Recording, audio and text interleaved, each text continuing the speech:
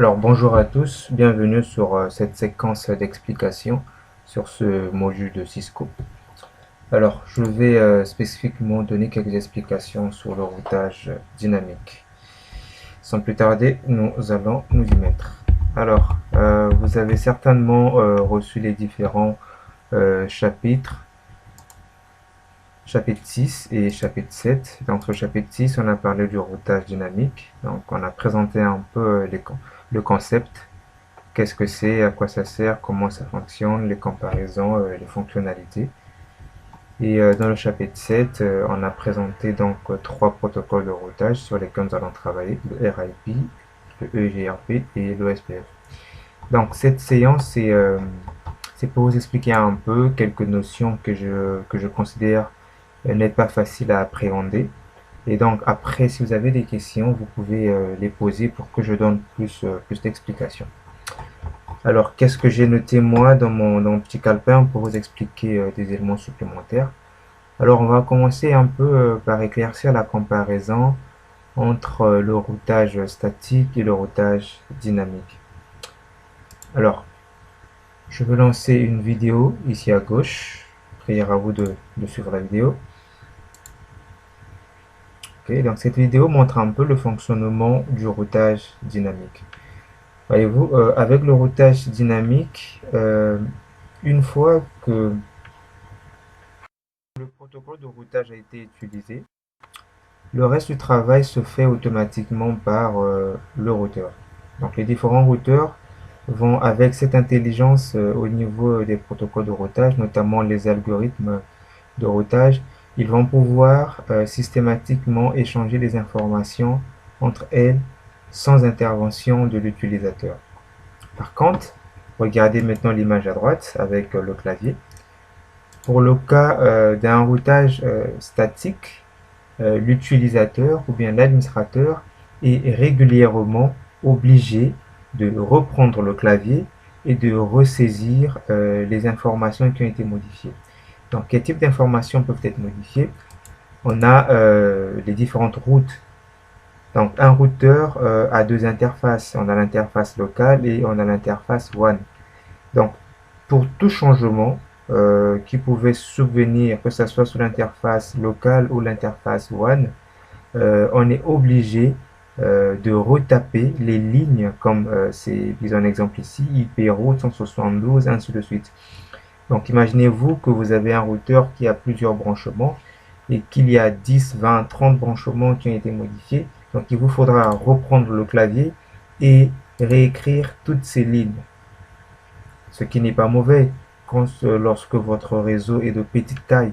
Mais si vous avez un réseau de grande taille, ben vous aurez beaucoup de problèmes parce qu'après, il faut analyser toutes les lignes pour se rassurer que j'ai bien tapé mes commandes.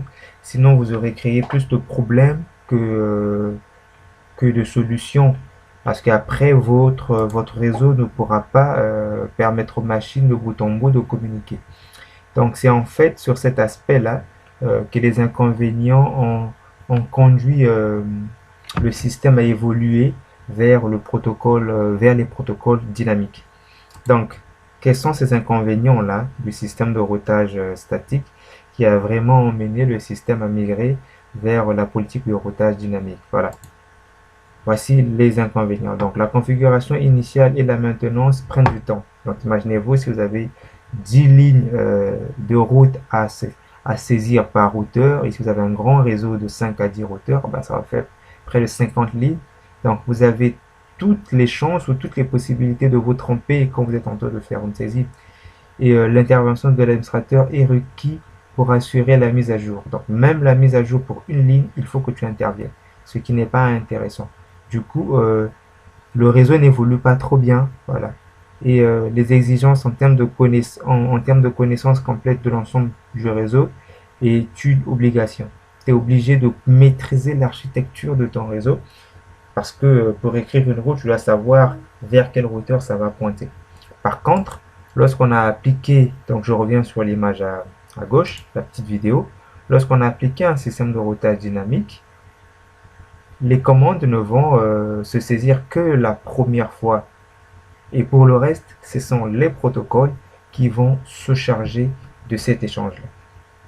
Alors, qu'est-ce que les routeurs vont concrètement faire comme échange? Donc, est-ce que les routeurs vont, voilà, ils vont s'échanger quel type d'informations? Alors, on va prendre la deuxième vidéo, routage dynamique.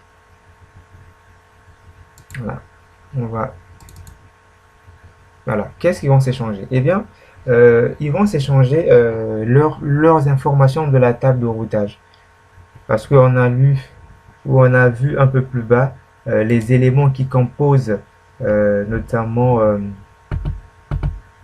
le système de protocole de routage. Voilà, je vais parcourir. Voilà, les principaux composants. Voilà, donc les principaux composants des protocoles de routage dynamique incluent les éléments suivants. Donc, le premier point, on a la structure de données. Donc, la structure de données, pour fonctionner, les protocoles de routage utilisent généralement des tables ou des bases de données. Voilà, c'est ce qu'on appelle la table de routage. Donc, cette table de routage contient des informations. Et c'est quel type d'informations? C'est simplement les routes. Donc, les adresses IP pour accéder à tel ou tel réseau. Donc, ça peut être des routes de l'interface locale, tout comme ça peut être des routes de l'interface WAN. Et donc, avec le système de protocole de routage dynamique, les routeurs eux-mêmes, conscients des informations qu'ils ont, vont au fur et à mesure partager avec leurs voisins directement connectés. Ça permet à chaque voisin d'être informé en temps réel de ce qui se passe chez l'autre, et s'il a besoin de communiquer avec un autre routeur qui est au-delà de sa zone de couverture, eh bien, ce routeur-là saura par quel autre routeur je pourrais passer, vu que j'ai les informations de tous ceux qui sont autour de moi. Donc voilà un peu l'avantage du système de routage dynamique différent du système statique, où c'est l'administrateur qui doit régulièrement revenir sur l'équipement, prendre le clavier, saisir des commandes à gauche, saisir des commandes à droite. Et voilà.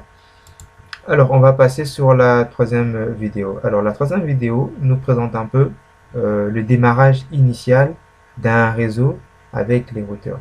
Donc, initialement, lorsque les routeurs vont être lancés, la première chose que le routeur va faire, c'est de prendre connaissance de lui-même.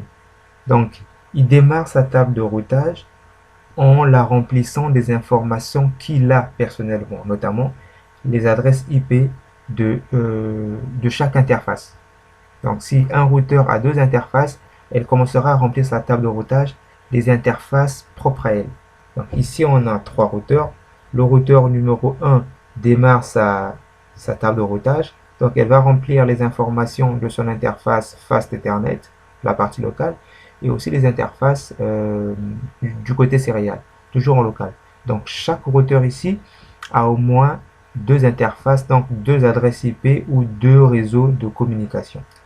C'est seulement après avoir initialement fait connaissance d'elle-même et se rendant compte que je suis dans un réseau, donc le routeur se rend compte qu'il est dans un réseau, il va maintenant chercher à communiquer avec les autres routeurs du réseau. Et donc, la deuxième phase de communication fait appel à l'échange d'informations. Et c'est ce qu'on va aussi appeler le démarrage de la mise à jour pour prendre connaissance complètement du réseau. Donc, c'est la deuxième vidéo que je veux vous présenter. C'est là, échange initial. Voilà. Donc, dans l'échange initial, le routeur ou chaque routeur va remplir l'enveloppe de mise à jour des informations personnelles et va les envoyer aux différents routeurs qui sont dans le même réseau que lui. Et prenant connaissance des informations venant des autres, elle va remplir maintenant sa table de routage pour en savoir plus sur l'état du réseau. Donc c'est ce qui se passe, pardon, c'est ce qui se passe actuellement sur la vidéo de gauche. Voilà, le routeur 1 vient de mettre à jour sa table de routage, une ligne supplémentaire. Le routeur numéro 2 aussi va ajouter une ligne, donc elle vient d'apprendre un nouveau chemin, une nouvelle route qui provient d'un des routeurs voisins. Et donc ça lui permet d'avoir une grande visibilité sur la carte du réseau dans lequel il se trouve. Voilà. Et donc les routeurs vont se comporter ainsi tant que le réseau il fonctionne. Si on supprime une route, eh ben, ils vont refaire une mise à jour pour recommuniquer avec les autres en les informant que telle route n'existe plus. Si on ajoute un nouveau routeur qui a des nouvelles routes, ce nouveau routeur va être obligé de communiquer avec ceux qui sont là en s'échangeant des données de manière séquentielle. Voilà. Donc je laisse encore tourner la vidéo une fois et après je veux passer à la suivante.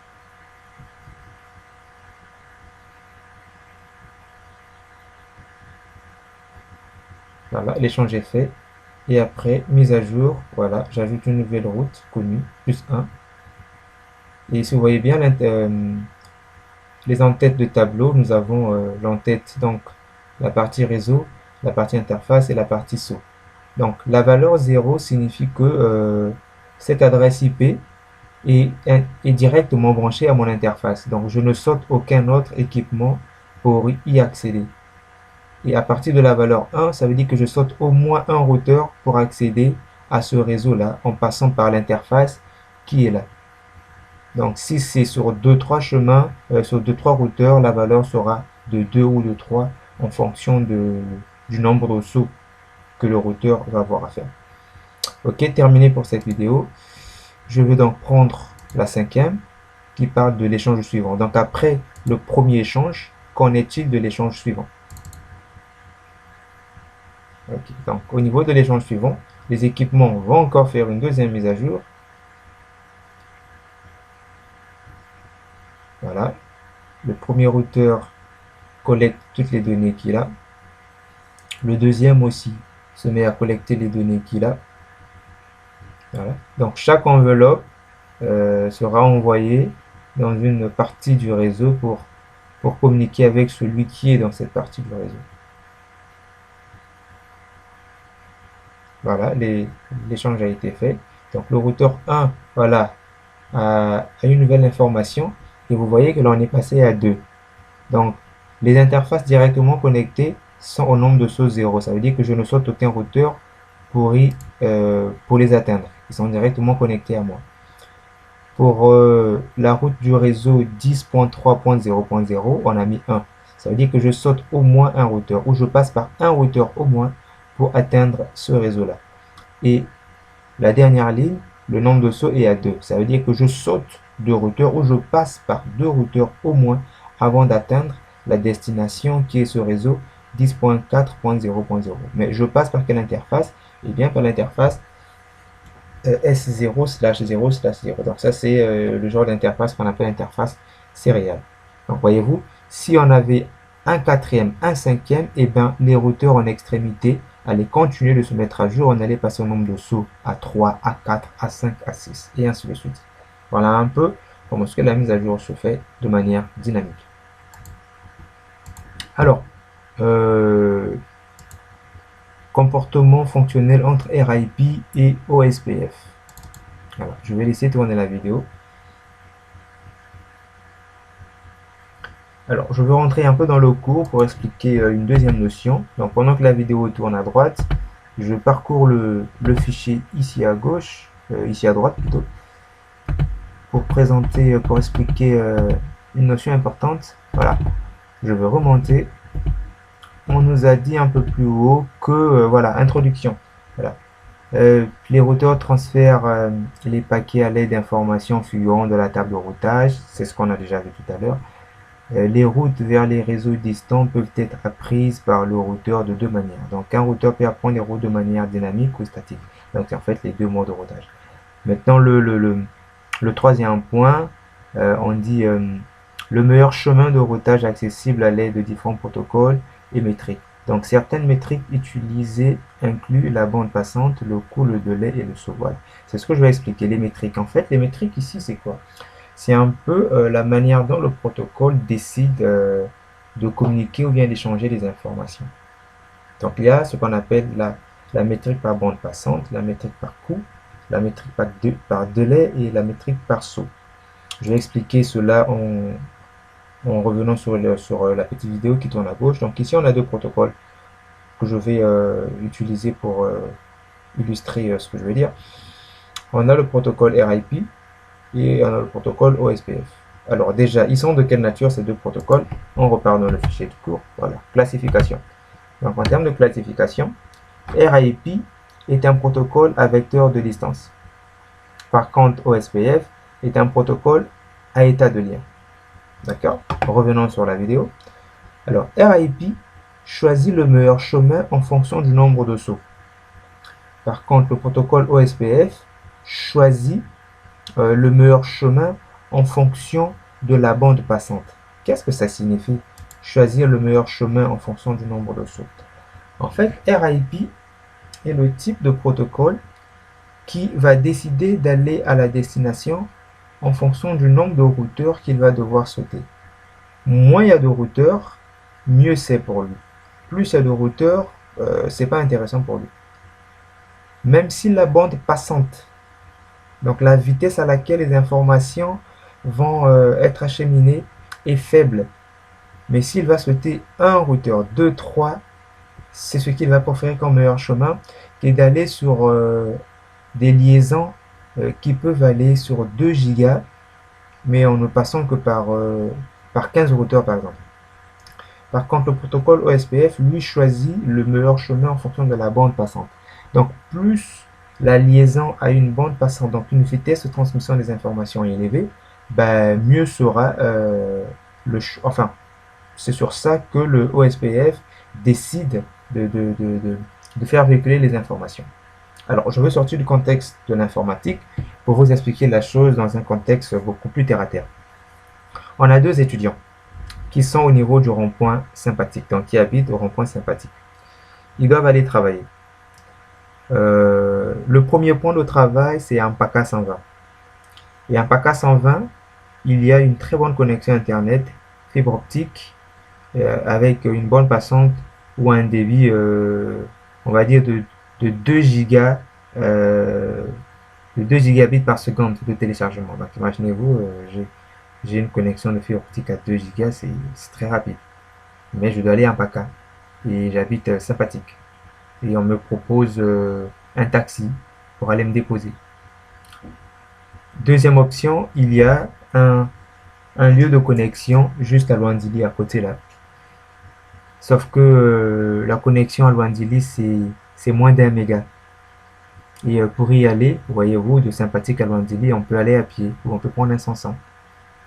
Alors, vous allez avoir un étudiant qui, par rapport à sa mentalité, il va préférer faire tout le chemin de sympathique vers Mpaka parce qu'il sait que au niveau de Mpaka, il a une très bonne qualité d'internet, une très bonne passante, et il va profiter du taxi de sympathique à Mpaka.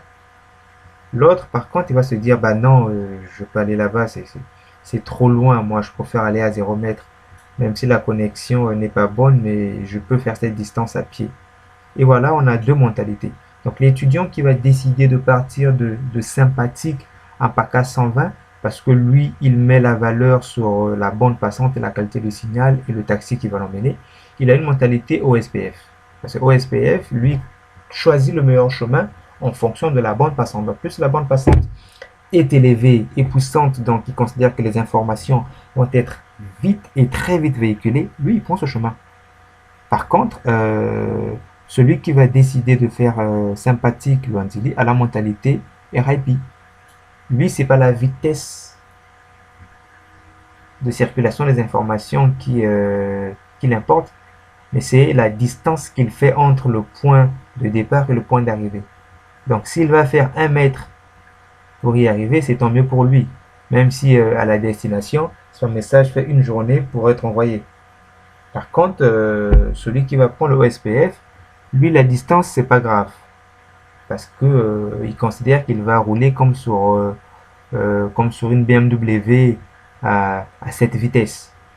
Donc voilà un peu les deux mentalités. Donc du coup, le RIP, lui, va compter le nombre de sauts. Il va compter la distance. C'est pourquoi on le définit comme un protocole à vecteur de distance. Lui, c'est par rapport à la distance. Il compte le nombre de sauts. Plus il y a de sauts, moins il choisira la route. Et moins il y a de sauts, plus il choisira la route. Par contre, le protocole OSPF est un protocole à état de lien. Donc lui, il tient compte de la bande passante lorsqu'il veut faire un choix. Voilà. Donc, voilà un peu la différence entre ces deux protocoles-là. Et c'est d'ailleurs avec ces deux-là que nous allons avancer dans le TP. Le premier TP sera sur RIP et ensuite le prochain sera sur OSPF.